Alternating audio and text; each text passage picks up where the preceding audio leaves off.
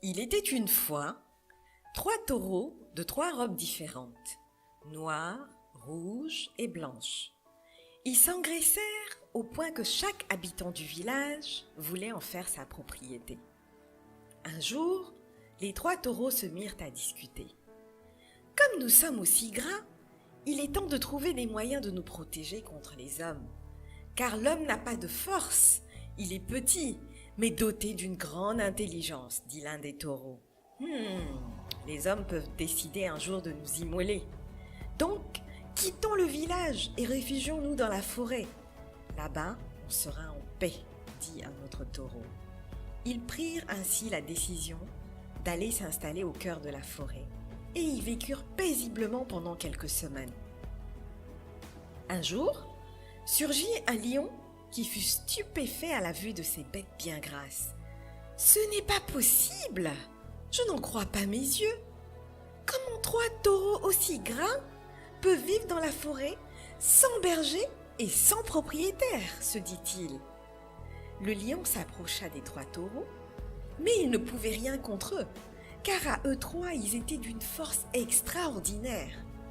Un jour, il alla à la rencontre des 3 taureaux et leur parla en ces termes. « Bonjour mes amis, dit-il. Je veux nouer une relation d'amitié avec vous. Je suis le seul lion qui vit dans cette forêt et j'ai peur des chasseurs. Comme vous le savez, les hommes sont féroces. Si nous unissons nos forces, ils ne pourront rien contre nous et nous serons en paix. » Les 3 taureaux se regardèrent et sans réfléchir, ils dirent au lion « Tu as raison, c'est comme si tu étais présent à notre dernière réunion, dit le taureau blanc. Tu as eu la même idée que nous. C'est parce que les hommes sont cruels que nous avons quitté le village pour venir nous installer ici.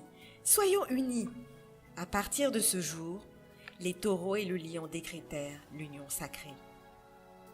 Ils mangeaient, jouaient et se promenaient ensemble. Plus tard, alors que le taureau à la robe blanche dormait, le lion s'approcha des 2 autres et leur souffla à l'oreille. « J'ai un souci. Si nous sommes en brousse, c'est pour nous cacher. Mais il me semble que cela est impossible à cause du taureau blanc. Que ce soit le jour ou la nuit, sa robe blanche reste toujours visible. Si nous ne trouvons pas une solution, les chasseurs vont nous repérer et nous tuer.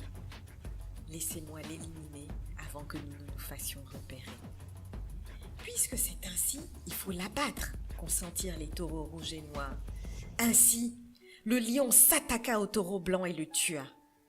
Quelques jours plus tard, alors que le taureau noir dormait à son tour, le lion dit au taureau rouge « Mon ami, je vais te faire une confidence. Jusqu'à présent, je ne suis pas rassuré.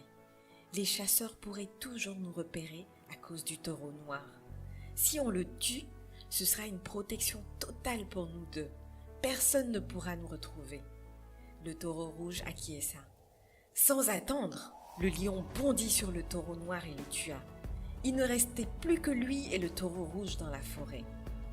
Un jour, le lion dit au taureau rouge « Mon ami, franchement, j'ai faim et je veux manger de la viande. » Le taureau rouge ouvrit grandement les yeux et lui rétorqua « Mon cher ami, si tu as faim, tu n'as qu'à aller à la chasse. » Le lion répondit en riant « Vous ne saviez pas que depuis le début, je vous trompe pour vous dévorer tous?